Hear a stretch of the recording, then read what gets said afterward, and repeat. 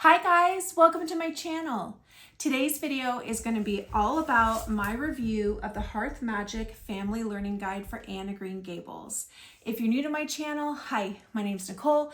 I'm a homeschooling mom / part-time work from home mom. I have a daughter who's 11 going into 6th grade and my son is 4 doing some pre-K work. Okay guys, I am sorry that this has taken me so long to get to. We had actually done this study, was the last thing that we did at the end of the school year around April, and it's just taken me some time to get to it, so I do apologize. So to start off, if you're not familiar with Hearth Magic, this is a store that's on Etsy. She does a lot of these, she calls them a family learning guide. They're novel studies essentially. She has a plethora of them for a lot of different variety of books, a lot of classics on her Etsy store. Generally, they're $25. However, I've never paid just $25. I've gotten the buy one, get one free, where I got this study and I got Little Woman for free.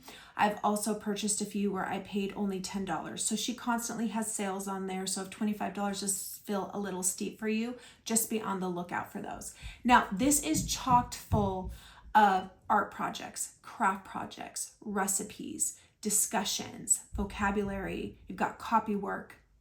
You are going to be doing a character journal.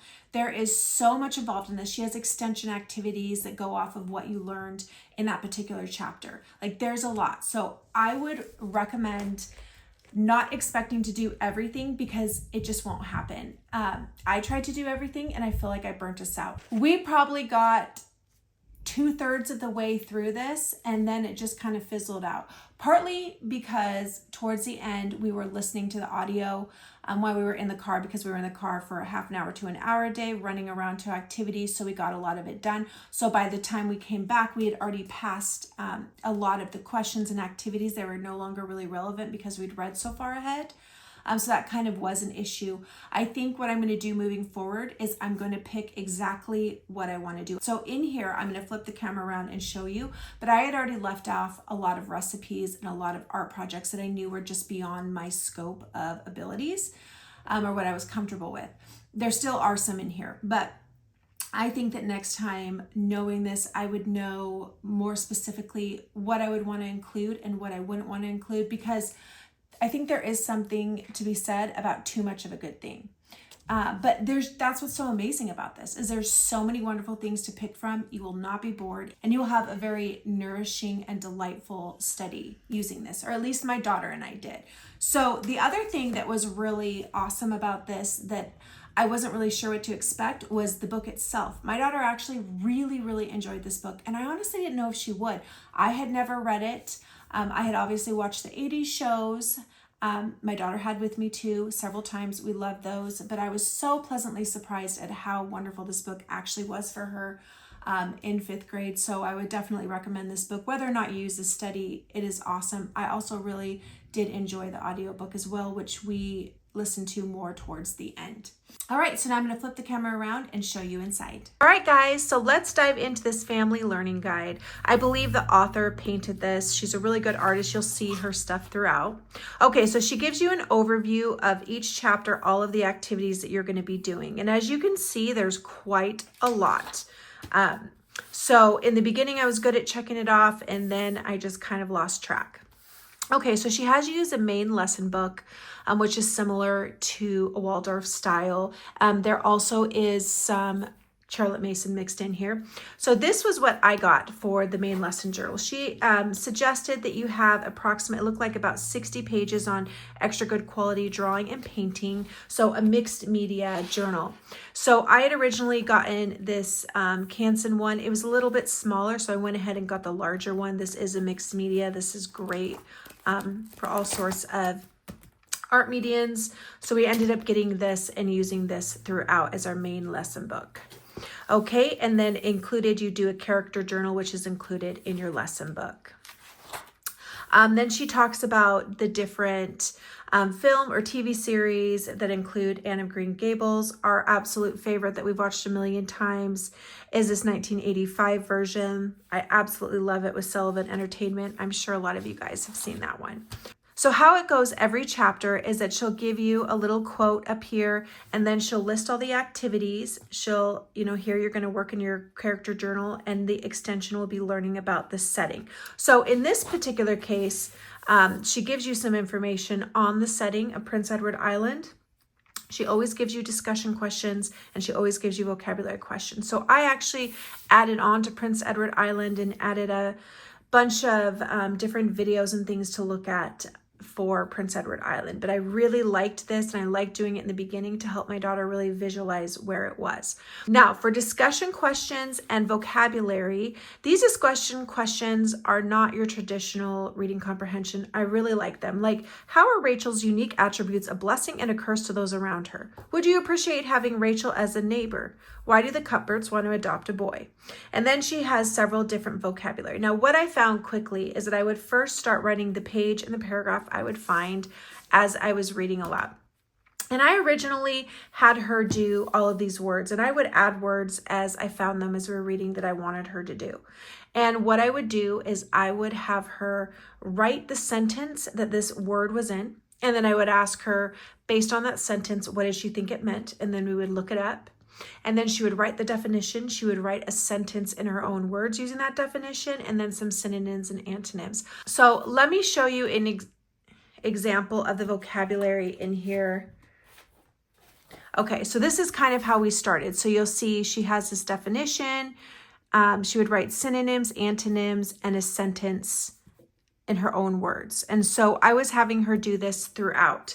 And there's several other pages. I eventually had her start putting them in a notebook. And what I'm going to be doing for the future is actually using this School Nest vocabulary notebook, which has everything in it that I wanted.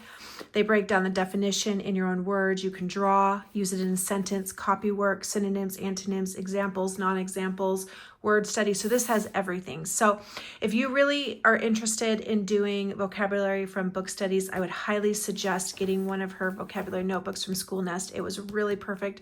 I wish I had found it last year. All right, so before I go on, I want to show you what my daughter's character journal looked like. So she would have you draw a picture and have a whole page on one character, and then all this information my daughter would add throughout. And she would be prompted. She also had Matthew Cuthbert. Look, he died. She was very upset. You may not be able to tell by that, but so she would, here's Marilla Cuthbert, and Shirley. Okay, and then she would always have copy work for each chapter. I wouldn't always use the copy work.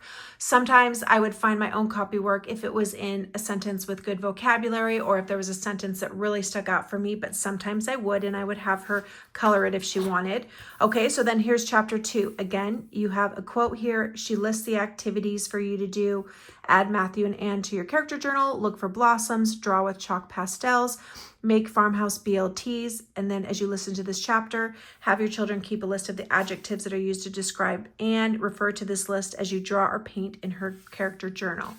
So, and then here's an example. Look for blossoms. She gives you some information on that. And then drawing with chalk pastels. So this assignment my daughter actually really enjoyed. Okay, so here is what my daughter drew with chalk pastels. She really, really liked this assignment. So having that mixed medium was really nice. Okay, and then again, she would have, this was part of the recipe that we didn't end up doing, but, and then the discussion questions, like this question right here, I absolutely loved. This is just an example of the awesome discussions that you'll have with your kid because of these. Would you rather be divinely beautiful, dazzlingly clever, or angelically good? Oh my gosh, you guys, the discussion that I had with my daughter, with us going back and forth to decide which one was more important and why, was such a fascinating conversation. So it's just, I really like these questions. Do you know anyone in real life who is like Matthew? You know, it talks about Anne has all of her worldly goods in her carpet bag. What do you think is inside?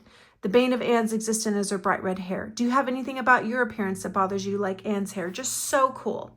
And as you can see here, I was writing down the paragraph and pages as I came across these, but I ended up adding my own vocabulary words as I came through them and picking them based on the vocabulary words I thought my daughter would have more of a chance of using in the future. Some of these are just such old English, I knew she wouldn't be using them again. So I did try and have some more difficult words, but words that maybe she was using again. Okay, and then again, here's the copy work that she suggests for that chapter, and then you move on to the next chapter. This chapter she combines with chapter 3 and 4. This activity is to visit a family-owned farm, learn about daily life on a farm, and if you can't, she includes all these pictures about a family that she knows who has a farm, so you can read through this and learn all about what life is like on a farm. Super cool. Again, you have your discussion questions, you have your copy work, and you have vocabulary, and again, I'm still trying to keep track of all of those. Towards the end, I realized that I was doing too many vocabulary words, and I really only did maybe 1 to 2 per chapter, and that seemed to sink in a little better for my daughter. Okay, then chapter 5. Here was one of the art projects, a hand-stitched journal. I did really want to be able to do this, and I just couldn't make it work. An extension activity here was to learn about the child welfare in 1893 in Canada. So we read this and we actually did do additional research. I really like this. I really like these extension activities. And then she had a journal entry to put your child in Anne's shoes and write a journal entry about her feelings not knowing if she would be staying at Anne's. So that is something that we did in this notebook. She wrote in here a letter. So I just had everything for the beginning that was related to this study inside the lesson notebook, and that really did help. Okay, and then you have your discussion questions and you have vocabulary. Here you can see I picked a paragraph within the book that I really liked, and I underlined the vocabulary words that I thought she didn't know that we could work through. So we did end up working through this throughout the week, this paragraph. We would go over it, we would read through it, and I found that to be really helpful. Okay, and this was a copy work that she had suggested. So here you have chapter 7 and 8 combined. Again, here's the quote. She wants you to make some zucchini bread and walnut tea bread, compose a prayer to the divine or to nature, and memorize a quote or the Lord's Prayer, which is on this next page. So if you're religious, you could do this one. If you were non-religious, she had an option for you as well. She ended up memorizing this, and that was fun. And again, discussion questions, vocabulary, and copy work. Okay, again, same setup. She has a quote. She has her activities here. You're going to make maple leaf pie crust cookies and act out a scene. Oh my gosh, you guys. We acted out this scene, and it was so much fun. We did it quite a few times. It was literally so fun. I never knew that acting out would be fun. My daughter was Anne, and I was Miss Rachel and Marilla. So that was pretty fun. And again, here's the vocabulary words and discussion questions and her suggested copy work. As you can see here, I had again found my own paragraph I wanted to use and underlined those vocabulary words. Okay, again here, she combined 2 chapters. You have a recipe, make friendship bracelets, Mrs. Berry's cucumber sandwiches, and design Anne's dresses, and add Diana to your character journal.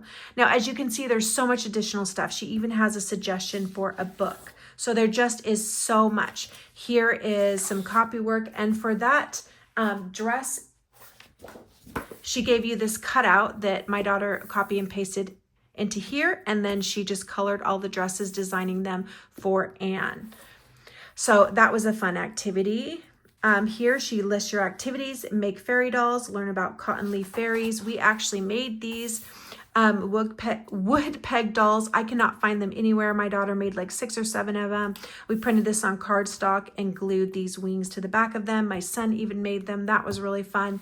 Also, she talks about an extension on the cotton leaf fairies, and this is, you know, a big part in the story. You can really go so far into every chapter. It's just so hard to get everything, truly. And then vocabulary words and discussion questions. Have you ever created a playhouse with a friend? What did it look like? If not, what would your special spot be like? So it's just so fun, these questions. And again, she had copy work. Okay, another one, she combines 2 questions. Draw Marilla's amethyst brooch, which my daughter did start and then decided that she just really wasn't that into it and stopped. And here you can make Canadian pea soup, baked pumpkin, cranberry, carrot muffins. I didn't print those out because, again, I just knew I wouldn't get to it. And again, here I have my own paragraph that I found that I liked, and I underlined the vocabulary words we wanted to use, and we've got the discussion questions. But I really love this. You could have her color it however you wanted it. So this kind of goes in the same fashion. You have activities here. You could make raspberry cordial, mouse-free plum pudding.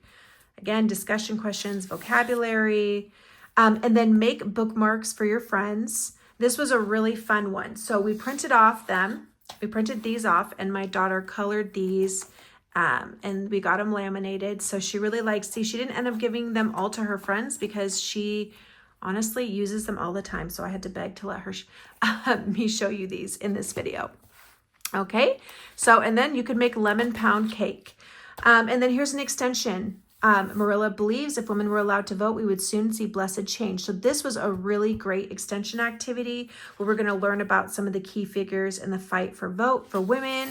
So she had started doing it here, but then she ended up doing it in another notebook where she researched, I believe, these two individuals, and then she wrote about them and how they helped in the fight. So this was a really cool extension. And she has a lot more information for extended learning if you need it. So again, you don't have to use it all. We were going to do this. I had every intention to create this candle signal. She gives detailed instructions on how to do it, and we just didn't get to it. Also, Morse code. We were going to do this, and this was one of them where we had started listening, and we ended up skipping and getting so far that by the time I realized we missed this, it was kind of redundant, but this is so cool. Like, how does it work? Who invented it? Like, it's just so fun, these extensions. Crack the code. There's more information. She's got YouTube videos for you. She also has some of the music that at the concert the choir performed if you know how to play the piano. As always, discussion questions, vocabulary. Here's some pictures of stuff that she has done. Okay, and then again, it just kind of goes in the same fashion. You can paint a teacup. Again, I had every intention of doing that, and we just went a little far. Something else that we did do, so they have a really cool part on eggs. We were actually in the middle of our bird unit when we did this, so we didn't actually spend any time on it. Otherwise, we completely would have. She just had all this information. So she did do this, imagine your grandparents as children. She wrote this somewhere else. This was a really fun writing activity. She actually did a few writing activities in here.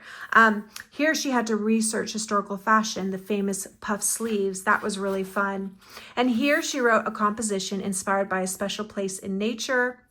So she wrote and she also drew.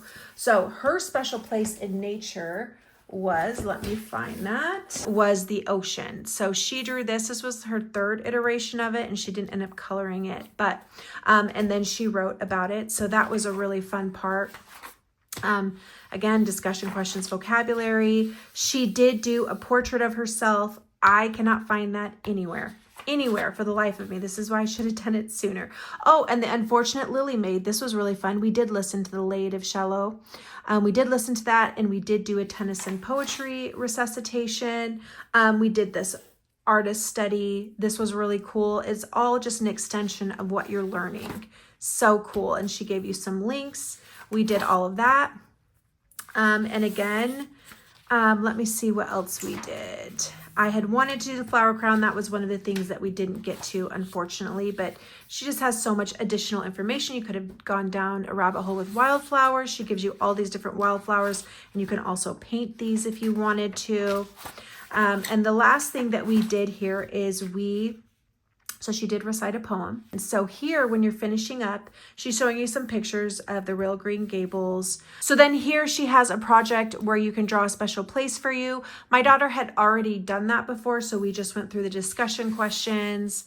And then here she ended up writing a journal entry from Marilla's point of view. So discussion questions on what made Matthew so special, we kind of went through, and I had her write some of her answers for this. A lot of this that I did was discussion based, and some of it was writing. So this is what I wanted to do when we were done with the book. These were the videos I wanted to watch, and then we would watch our favorite Anne of Green Gables, and then maybe Anne with the E, which we didn't end up watching. I have watched it a little bit myself, but it just didn't follow the book, and I don't love it. And then maybe Emma would like the anime one. So that is how we ended this unit. We absolutely loved it. This is the version of the book that I got. It's just so pretty.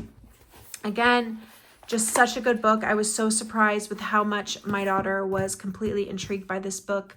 You know, if you've watched my other videos, you may know she likes fantasy, romance, and this is not her typical standard book, but I loved it. She loved it. So I would definitely recommend the study. There's so much to it. Again, I did not print out everything. There was a lot of stuff in there that I didn't print out that I knew we weren't going to get to save paper. So you could really spend so much time on this. This was just a delight and one of mine and my daughter's favorite things that we did last year. So I do think that 5th grade was a great year to do this. My daughter is a younger 5th grader, so take that as you may. So maybe 4th, 5th grade is just a really nice time. I feel like they're old enough that they can understand a lot of this stuff and really get a lot out of it. All right, guys, I hope that was helpful. If you have any questions at all, please let me know. I always love chatting with you guys. If not, I'll see you in my next video. Bye.